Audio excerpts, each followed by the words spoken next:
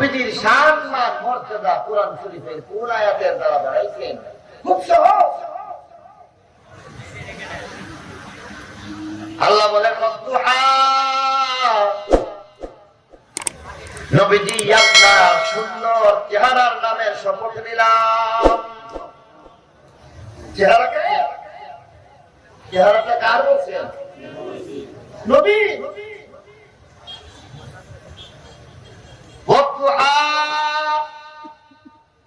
নবীজির সুন্দর চেহারার আলোচনা করে কোরআনের আয়াত বানাইয়া আমার আল্লাহ করেন ওয়াদুহা। সুন্দর চেহারা, নবীজির সুন্দর চেহারার শপথ। নবীজির কালো কালো চোখের বর্ণনা করে কোরআনের আয়াত বানাইয়া আমার আল্লাহ কসম খাইলেন। ওয়াল্লাইলি ইযা সাজা, নবীজির চোখের বর্ণনা কোরআনের আয়াত হয়ে যায়। মা যাগাল বাসার, নবীজির কথা কোরআনের আয়াত হয়ে যায়।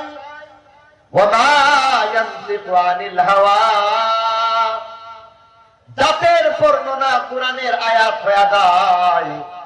আমার আল্লাহ বলেন ইয়াসিন, যার আখলাকের কথা কোরআনের আয়াত হয়ে যায়।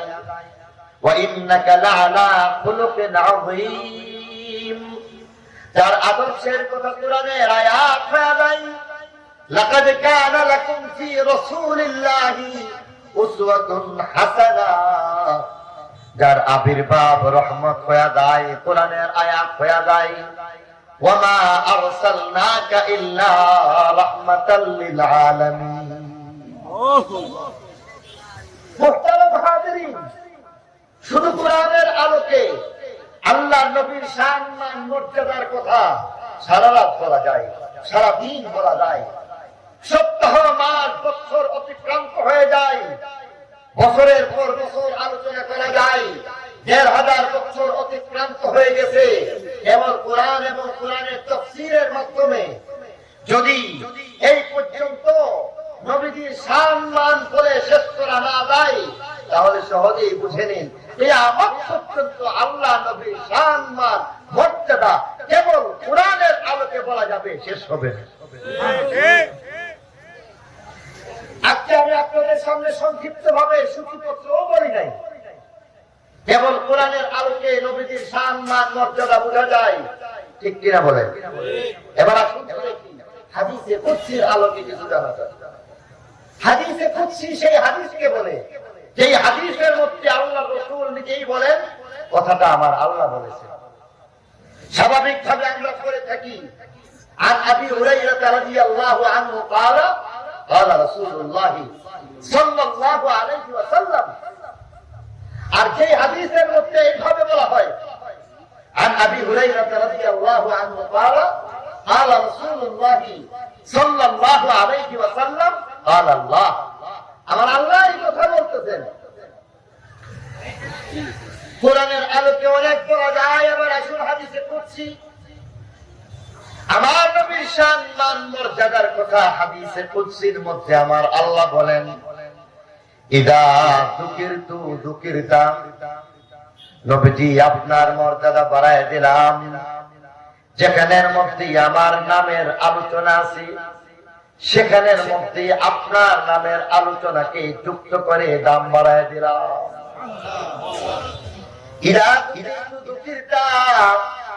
আমার আল্লাহ বলেন যেখানে আমার আলোচনা সেখানে আপনার আলোচনা আছে। লক্ষ্য করার বিষয়, কালিমাতে আল্লাহর নাম, কালিমাতে নবীর নাম আছে নাকি নাই? কালিমা পড়লাম লা ইলাহা ইল্লাল্লাহ, কালিমা খতম হয়ে গেছে নাকি আরো আছে? কেউ যদি বলে লা ইলাহা ইল্লাল্লাহ মুহাম্মাদুর রাসূলুল্লাহ পড়লো না, মানলো না, মুমিন হইতে পারে না, কাদিয়ানি, নাস্তিক, মুরতাদ, কাফের হয়ে যায়, ঠিক না বেটি? কালিমাতে পড়লাম লা ইলাহা ইল্লাল্লাহ, কালিমার মধ্যে আল্লাহর নাম মুহাম্মাদুর রাসূলুল্লাহ পড়লাম, কালিমা পূর্ণ হয়ে যায়। কালিমাতে আল্লাহর নাম, কালিমাতে নবীর নাম, অর্থ ব্যাখ্যার মধ্যে আল্লাহর নাম, অর্থ ব্যাখ্যার মধ্যে নবীর নাম পাওয়া যায়। কালিমার ব্যাখ্যা শুনুন। কালিমা শরীফ লা ইলাহা ইল্লাল্লাহ, যার অর্থ হইতেছে সেজদার একমাত্র মালিক কে? আল্লাহ। হায়াতের মালিক কে? আল্লাহ। লা ইলাহা ইল্লাল্লাহ, মৌতের মালিক কে? আল্লাহ। ইজ্জতের মালিক কে? আল্লাহ। জিল্লতের মালিক কে? আল্লাহ। হায়াতের মালিক, মৌতের মালিক কে? আল্লাহ। রিজিকের মালিক কে? আল্লাহ। কে বাদশা বানাইতে পারেন? কে পথের ভিখারি বানায় দিতে পারেন? অসুস্থ হইলে সুস্থ করার মালিক কে? মান্নতের মালিক কে? ইবাদতের একমাত্র উপযুক্ত কে? সেজদার একমাত্র উপযুক্ত কে? নামাজের উপযুক্ত কে? রোজা, হজ, যাকাত, আল্লাহর ইবাদত, সমস্ত ইবাদতের একমাত্র উপযুক্ত হইলেন আমার আল্লাহ। লা ইলাহা ইল্লাল্লাহ, ইবাদতের একমাত্র লায়েক উপযুক্ত আমার আল্লাহ। নামাজ, রোজা, হজ, যাকাতের একমাত্র মালিক আমার আল্লাহ। তবে মন গড়া ইবাদত চলে না। মুহাম্মদুর রাসূলুল্লাহর ব্যাখ্যা হইতেছি, যেই ইবাদতের মধ্যে নবীর তরিকা পাওয়া যাইবে সেই ইবাদতে জান্নাতি হওয়া যায়। যেই ইবাদতের মধ্যে নবীর তরিকা নাই সেই ইবাদত হয় না, ঠিকানা জাহান্নাম হয়ে যায়। নামাজ আল্লাহর পক্ষ থেকে ইবাদত, হুকুম, ফরজ একটা বিধান। এই ইবাদতের একমাত্র মালিক কে? ফজর, যোহর, আসর, মাগরিব, ইশা, 5 ওয়াক্ত নামাজের একমাত্র মালিক কে? 5 ওয়াক্ত নামাজ মন ধরার মতো পড়লে হবে না, হবে না। বরং তরিকা মতো 5 ওয়াক্ত নামাজ পড়ো, তোমার ইবাদত আমি আল্লাহ রাব্বুল আলামিন এমন ভাবে কবুল করব, তোমার একটা সেজদাকে আমি আল্লাহ বাড়াইতে বাড়াইতে এত বড় বদলা দিয়ে দিব। দেখে নিও, 1 ওয়াক্ত নামাজের খাতিরে আমি আল্লাহ কমপক্ষে 10টা দুনিয়ার সমান জান্নাত দিয়ে দিব। আচ্ছা বলো, ইবাদত মন গড়ে চলবে না? কথা বলেন, মন গড়া ইবাদত হয় না। কেউ যদি নামাজ মন গড়া পড়ে আমার ঘরে, কেউ যদি রোজা মন গড়া রাখে, সেই রোজা রাখলে মন গড়া রোজার দ্বারা মুক্তির আশা করা যায়। মাগরিবের ফরজ নামাজটা কই রাখা যেন একটু জোরে বলতে হবে। মাগরিবের ফরজ নামাজ, ফরজটা হচ্ছে 3 রাকাত। এবার কেউ যদি মনে করে না না আরো 1টা রাকাত বাড়ায়া 4 রাকাত পড়লাম, বরং তো তার নামাজটা কি হবে? এমন 4 রাকাত নামাজ পড়লো, এরপরেও নামাজটা হবে না কেন? কারণ সেখানে নবীর তরিকা নাই, মন গড়া নামাজ হয়ে গেছে। ঠিক কিনা জোরে বলে? মন গড়া নামাজ, মন গড়া নামাজ 4 রাকাত পড়লেও জান্নাত পাওয়া যায় না। মন গড়া নামাজ পড়ার মাধ্যমে ঠিকানা জাহান্নাম হয়ে যায়।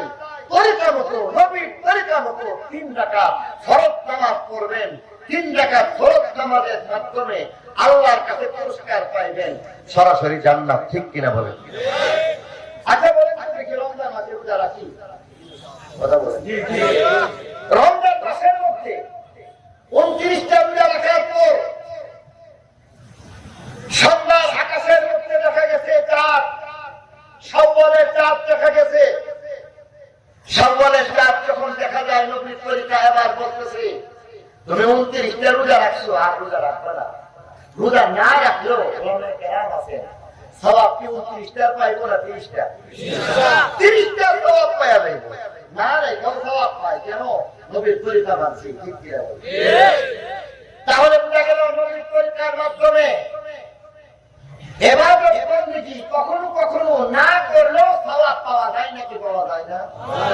পক্ষান্তরে নবীর তরিকার বাইরে মন গড়া কেউ যদি ইবাদত বাড়ায় করে, মাগরিবের নামাজ 4 রাকাত পড়তে বাড়াইছে না কমাইছে?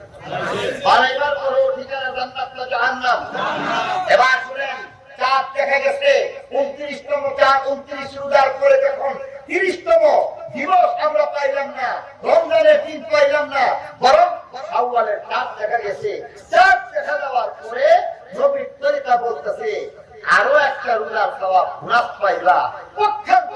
কেউ যদি মনে করে যে না না বুঝার দরকার নাই, আমি ডাইরেক্ট যা আছে সব ডাইরেক্ট বিশ্বাস করবো, অতএব আমি আরো একটা রোজা রাখবো, 30টা রোজা ঠিকঠাক ভাবে রাখবো, বরং তো দেখি এমন একটা রোজা রাখার মাধ্যমে তার সেই রোজা রাখাটা হালাল হইল না হারাম হইল। জোরে বলতে হবে হালাল না হারাম। এমন হারাম কাজ জেনে বুঝে যে মানুষটা করবে ঠিকানা জান্নাত হয় নাকি জাহান্নাম। কেন নবীর তরিকার বাইরে গেলে হারাম হয়ে যায়, নবীর তরিকার বাইরে তুমি হারাম হারাম কাজ করার মাধ্যমে জান্নাতের আশা করতে পারো না। পক্ষান্তরে নবীর তরিকাতে অল্প অল্প ইবাদত করো, এর দ্বারাই তুমি জান্নাত পাওয়া যায়। ঠিক কিনা বলেন? নবীর তরিকার মধ্যে বলা হচ্ছে যাকাত হিসাব করে দিয়ে দাও। ওলামায়ে কেরাম উপস্থিত আছেন, কেউ বলতেছে হিসাবে ভেজাল করার দরকার নাই, সব মাল আল্লাহর রাস্তায় দিয়ে দিলাম, যাকাত আদায় হয় না। ঠিক কিনা বলেন?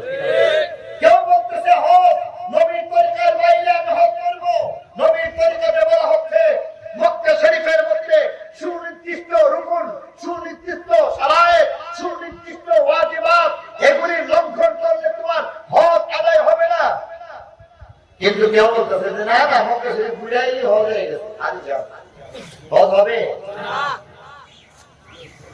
তাহলে বুঝতে হবে কালিমা শরীফের ব্যাখ্যায় বলা হচ্ছে লা ইলাহা ইল্লাল্লাহ, ইবাদতের একমাত্র মালিক কে? আল্লাহ। মুহাম্মদুর রাসূলুল্লাহ অর্থ হচ্ছে তোমার ইবাদত, তোমার নামাজ নবীর তরিকা মতো হয়ে গেলে ইবাদত হবে, ঠিকানা জান্নাত হয়ে যায়। তোমার রোজা নবীর তরিকা মতো হয়ে গেলে তাহলে তুমি জান্নাতে হয়ে যাও, ইবাদত হয়ে যায়। তোমার যাকাত নবীর তরিকা ছাড়া যাকাত ইবাদত হইতে পারে না, তোমার হজ নবীর তরিকার বাইরে ইবাদত হইতে পারে না। ঠিক কিনা জোরে বলেন? প্রত্যেকটা ইবাদতের মধ্যে নবীর তরিকা আছে না নাই? নবীর তরিকার মধ্যে ঈদ আছে নাকি নাই? বছরের মধ্যে নবীর তরিকার মধ্যে ঈদ আছে না নাই? বছরের মধ্যে নবীর তরিকাতে ঈদ বলা হচ্ছে তুমি নবীর তরিকা অনুযায়ী 29 দিন অথবা 30 দিন রোজা রাখার পরে শাওয়ালের প্রথম তারিখে তুমি সুনির্দিষ্ট নিয়ম মেনে তুমি সেখানের মধ্যে যাও, ঈদগাহে যাও, গিয়ে 2 রাকাত নামাজ পড়ো, ঈদ পালন করো। ঠিক কিনা বলেন? নবীর তরিকার মাধ্যমে বলা হচ্ছে 2 রাকাত নামাজের মাধ্যমে তুমি কুরবানির ঈদ পালন করো। নবীর তরিকার বাইরে ইদানিং কালে নতুন করে আমদানি করা হচ্ছে আরো একটা ঈদ, তার নাম ঈদে মিলাদুন নবী। ঠিক আছে না নাই? এই ঈদে মিলাদুন নবী যা পৃথিবীর ইতিহাসের মধ্যে সাহাবায়ে কেরামের মধ্যে হইতে কেউ ঈদে মিলাদুন নবী পালন করেন নাই। তাবেঈন, তাবেঈন, আইম্মায়ে মুজতাহিদিন, সালাফে সালেহিন কেউ ঈদে মিলাদুন নবী পালন করেন নাই। চার মাযহাবের ইমাম কেউ কোনদিন ঈদে মিলাদুন নবী পালন করেন নাই। চার মাযহাবের যত কিতাব রয়েছে, সেটা শাস্ত্র রয়েছে, কোথাও ঈদে মিলাদুন নবীর অস্তিত্ব খুঁজে পাওয়া যায় না। চার তরিকার পীরানে পীর রয়েছে, যাদের কেউ কোনদিন ঈদে মিলাদুন নবী পালন করেন নাই। এই অবস্থার মধ্যে নতুন করে আরো একটা ঈদ যদি পালন করা হয়, তাহলে তুমি দেখো না তার মধ্যে নবীর তরিকা আছে কিনা দেখো। লা ইলাহা ইল্লাল্লাহ মুহাম্মাদুর রাসূলুল্লাহ, ইবাদতের মধ্যে যদি নবীর তরিকা ছাড়া জাহান্নামে হওয়া লাগে, নবীর তরিকার বাইরে আরো একটা ঈদ পালনের দ্বারা জান্নাতের আশা করা যায় না। লা ইলাহা ইল্লাল্লাহ মুহাম্মাদুর রাসূলুল্লাহ, ইবাদতের একমাত্র মালিক আল্লাহ। তবে সেই ইবাদত মন গড়া মতো হইলে, নামাজ যেমন মন গড়া পড়লে জাহান্নামী হওয়া লাগে, ঠিক তেমনি ভাবে মন গড়া ইবাদত করলে হবে না, নবীর তরিকার মাধ্যমে তুমি জান্নাতি হয়ে যাও। আমার আল্লাহ বলেন নবী আপনার দাম বাড়াইলাম, ইদা যুকিরতু যুকিরতাম, যেখানে আমার নামের জিকির আছে আপনার নামের জিকিরকে যুক্ত করে দাম বাড়াইলাম।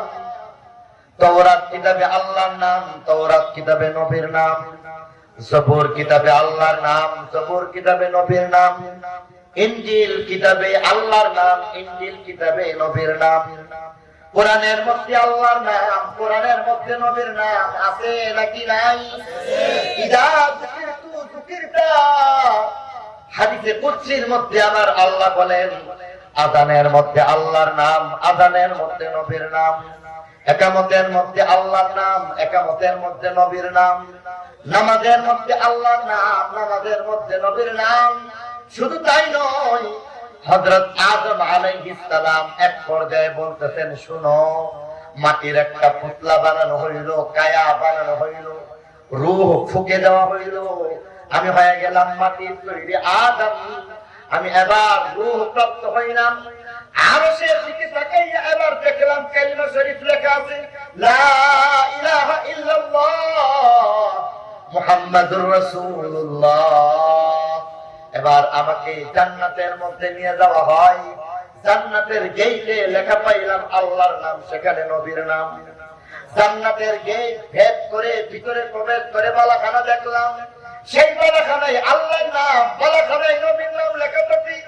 দরজার দিকে তাকাইয়া দেখলাম সেখানে আল্লাহর নাম, সেখানে নবীর নাম। দরজা ভেদ করে ভিতরে প্রবেশ করলাম, এবার ছাদের মধ্যে তাকাইয়া দেখতেছি তারকার মতো জ্বলজ্বল করে আল্লাহর নাম, তারকার মতো জ্বলজ্বল করতেছে আমার নবীর নাম। পর্দার দিকে তাকায় দেখলাম আল্লাহর নাম, পর্দার দিকে নবীর নাম পাইলাম। জানালার দিকে তাকায় দেখলাম আল্লাহর নাম, সেখানে নবীর নাম। জানালাটা খুলে এবার বাহিরের দিকে তাকাইলাম, হযরত আদম আলাইহিস সালাম এবার আল্লাহর নামের কসম খায়া বলেন, আল্লাহর নামের শপথ, কসম খায়া বললাম, জান্নাতের গাছের প্রত্যেকটা পাতায় পাতায় দেখলাম আল্লাহর নাম, জান্নাতের গাছের প্রত্যেকটা পাতায় পাতায় নবীর নাম পাইলাম। ইদা যুকিরতু যুকিরতা, যেখানে আমার নামের জিকির, সেখানে আপনার নামের জিকিরকে যুক্ত করে আপনার মর্যাদা বাড়ায় দিলাম, আপনার মর্যাদা আমি এমন করে বাড়াইলাম। হাদিসে কুদসির মধ্যে আল্লাহ নবীর মর্যাদা এমন করে আমার আল্লাহ বাড়ায় দিতেছেন, বলি সুবহানাল্লাহ। সময় অল্প, তাই আমি আমার হাদিসের মধ্যে চলে যেতে চাই। তেলাওয়াতকৃত হাদিসের মধ্যে মুসলিম শরীফ, সহিহ মুসলিম শরীফ, বুখারী শরীফ, মুসলিম শরীফ দ্বিতীয় পর্বের বিশুদ্ধতম হাদিস গ্রন্থ, সেখান থেকে একখানা হাদিসের তর্জমা লম্বা আলোচনা করতে পারবো না, সামান্য একটু বলে বিদায় নিতে চাইবো। কেননা আজকে আমাদের মধ্যে আরবের মেহমান আছে। আল্লাহ রাসূল বলেন, আহিব্বুল আরব লিসালাস, তোমরা তিনটা কারণে আরবদেরকে ভালোবাসবা। এক নম্বর, কারণ আমি নবী নিজে আরব দেশের মানুষ। নবীকে আমরা সবাই ভালোবাসি, অবশ্যই ভালোবাসি, ঠিক না ঠিক? নবীকে ভালোবাসি, কারা কারা হাত উঠায়? সবাই ভালোবাসি, নারে তাকবীর। তাহলে নবীর দেশের মানুষকে ভালোবাসতে হবে, তাদের বয়ান শুনতে হবে। রাজি আছেন? বুজুর্গ, এবার আমি আপনাদের সামনে এতক্ষণ পর্যন্ত যে কথাটা বলেছিলাম, কোরআনের আলোকে নবীর শান, এই প্রিয়দাংশ আপনাদের সামনে পেশ করলাম। হাদিসে কুদসির আলোকে সামান্য পেশ করলাম। এবার আসুন সহিহ মুসলিম শরীফের হাদিস।